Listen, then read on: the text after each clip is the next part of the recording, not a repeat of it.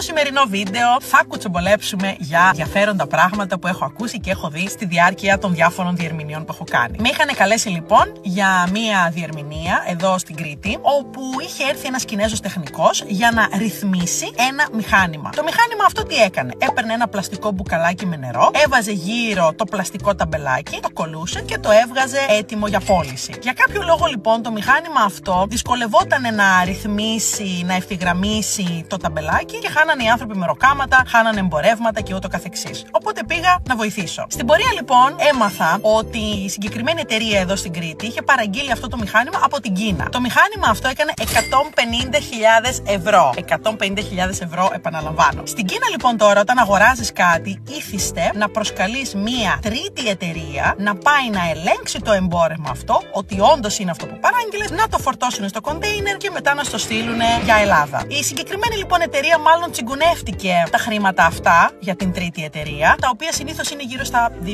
ευρώ. Αν πεις είναι λίγα? Όχι. Αλλά τα 150.000 είναι ακόμα παραπάνω. Οπότε λοιπόν δεν είχε κάποια τέτοια εταιρεία και αποτέλεσμα ήταν ότι του ήρθε λάθος μηχάνημα. Γι' αυτό και οι άνθρωποι δεν μπορούσαν να το στήσουν με τίποτα και είχαν όλα αυτά τα προβλήματα. Ηθικό δίδαγμα της υπόθεσης. Όταν κάνεις μία επένδυση, κάντε καλά. Μην τσιγκουνεύεσαι λίγα παραπάνω χρήματα για να μπορέσεις να έχεις και ένα καλό αποτέλεσμα.